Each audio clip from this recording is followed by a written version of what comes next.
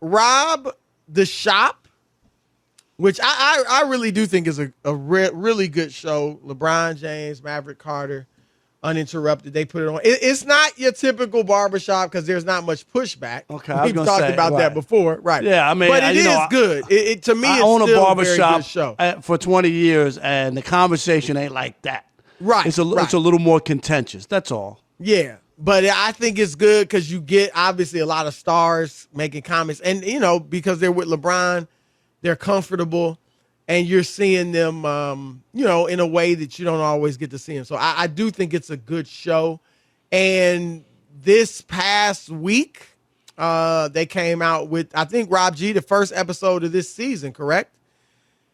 Friday, yeah. And LeBron was talking on there. And, of course, Rob, LeBron, 29 points a game this year. He's in the battle with Giannis and Joel Embiid for the scoring title, would be the second of his career, and would be a heck of an accomplishment to do that in your 19th season at age 37. Obviously, that's never been done before.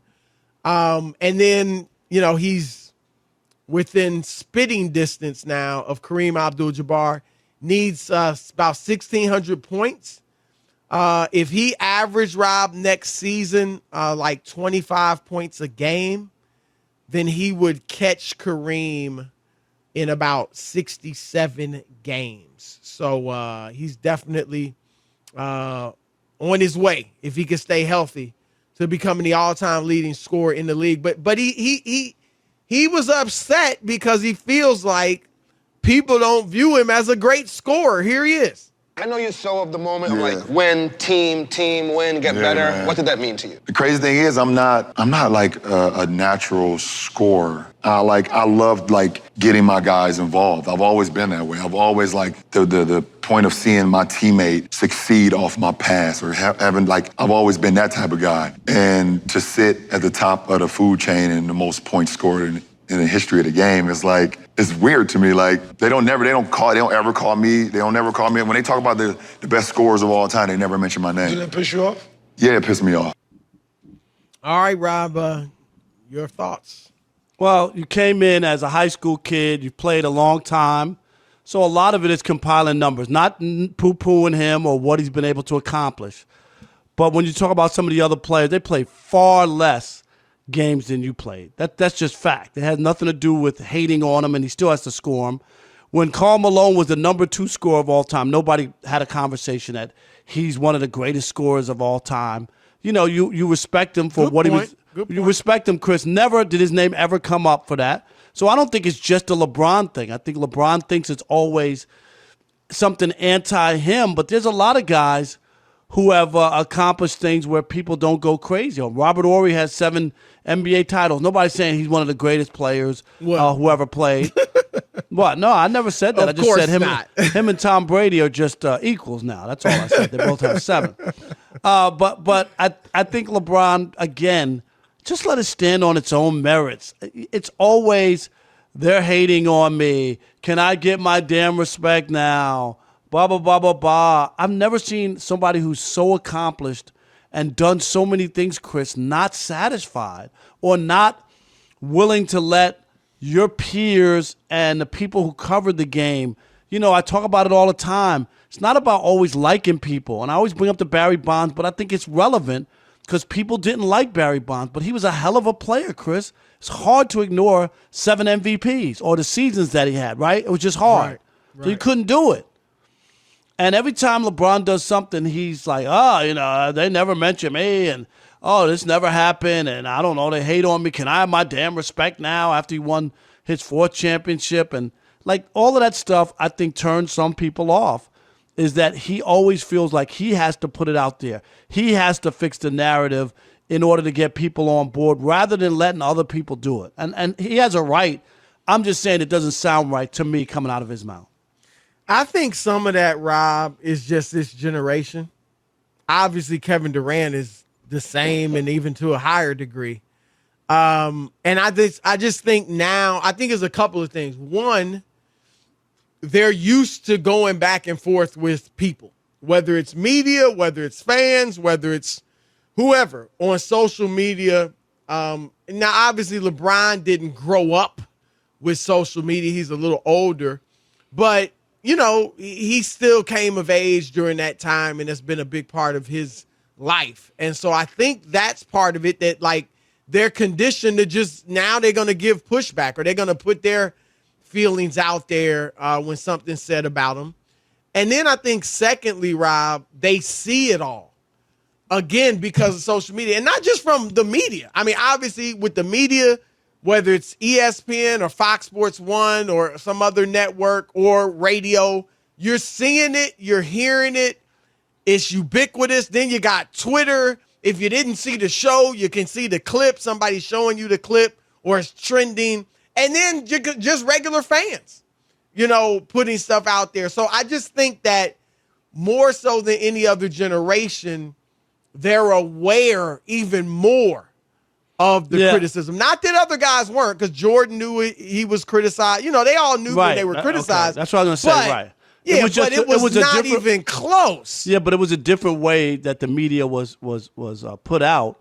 But there were headlines around the country and ripping Jordan and stuff. So I just like. But it was nothing it's just a but I still don't think you have to always pat yourself on the back. I just think that's the part that turns some people off. It's like it doesn't matter. LeBron, let it stand on its own merit. Like, wow, okay, Saturday night I watched it. I was in Phoenix. I was at a sports bar, Chris. I enjoyed it. I mean, watching the game, it was a good game. And then, they pulled away and won. The Lakers finally got off the snide. But you don't have to always, every time you accomplish something, because, and most people do this, when things are going bad, you're not going to pat yourself on the back and go, I don't care. I'm scoring 29 points a game. I don't care if we lost 9 out of 12 before Saturday night. You would never hear that from him. Right. You would never hear that. I think, too, right, I'm going to push back. I don't think he's a compiler. Now, he's a compiler if you want to compare it to Jordan or Wilt. But he's not just the leading scorer because he's like he averages for his career 27 points a game. He's 5th all time in points per game. Kareem is 16th at 24.5 points a game. Karl Malone is 11th at 25 points. So, yes, if you try to use it in the GOAT discussion, you can't. I mean, yeah, he's got more career points than Jordan because he played a lot longer. But at this point, he's played, 6 more years? Yeah, and just so many more games. And, but I don't think, you know what I'm saying? It's not like Karl Malone, who obviously was tremendous, but he's the second leading scorer. None of them are just compilers. They obviously put up a lot of points. Yeah, but I think I'm just saying that he is. Let's get to the crux of the matter. Is he a great scorer? Here's my thought on it. Yes. And now, does he have the arsenal that a Michael Jordan, that a Kobe Bryant, that a Kevin Durant had? Kyrie Irving, who's, not going to be, on the all-time scoring list. But guys like that, no. He's not a great, mid-range shooter, certainly not off the dribble. That's really not even much of a part of his game. He drives to the basket. Now he can hit the three. He's not a great three-point shooter, but he's streaky. And he can get hot. And he's a pretty good three-point shooter. But here's my point, Rob. He averages 27 points a game for his career. He's likely going to end up the all-time leading scorer. How can he not be a great scorer?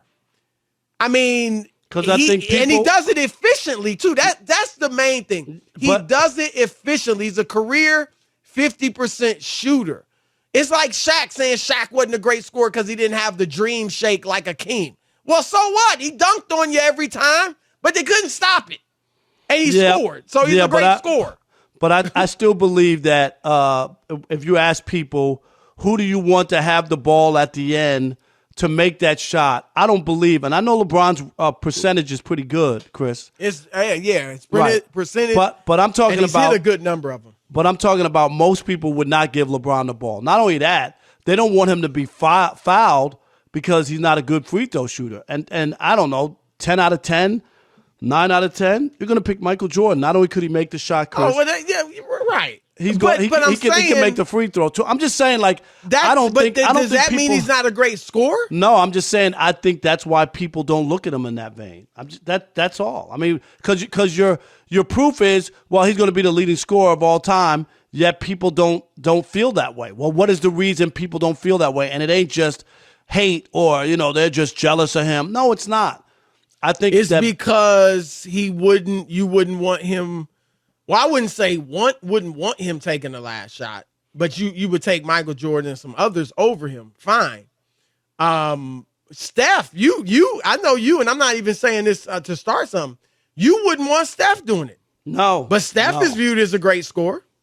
Yeah, and Steph is the best free throw shooter ever. But not in a big game. His record is abysmal. In a big game, I want Steph on the bench. It's abysmal. Or Steph can be the he's only got those 3 rings. Yeah, thank abysmal. God for Kevin Durant. I don't know about that. Kevin Durant should be thanking God for Steph. Because one of them got a ring without the other, and it wasn't Durant. That's a janky ring. You know that. I don't know everybody that. Was hurt. A ring is a ring. Everybody was hurt. And then they choked down one of the biggest. Was Kawhi's janky? He won 2. No. But his second one was janky, right? The one in Toronto? What? That was janky? Kawhi's ring in Toronto? If you're gonna count LeBron's, Steph, all 3 guards were out. I don't in that count series. Steph's as janky. Okay. I mean, a ring is a ring. Injuries happen, man. Period. Just like everybody was on the Suns last year. I told them that whole thing was fugazi, and I wound up being right. It was fugazi. Congratulations. I thought you started off the segment saying we don't pat ourselves on the back. No, you're killing LeBron for patting himself on the back, and then you just pat yourself on the back. No, LeBron does it every day. So how does it work? LeBron does it every day. You do too. No, I'm a witness. You are not a witness. You can turn that T-shirt back in. No, I don't. You do it as much as LeBron. Yes, I've never said, give me my damn respect when the Odd Couple had 3 million downloads. In other ways. Never. You said stuff in other ways. But anyway, I do think he's a great scorer. Again, not as graceful, not as pretty, not as much of a variety of scoring ways to score. But the bottom line is he's effective and he's efficient.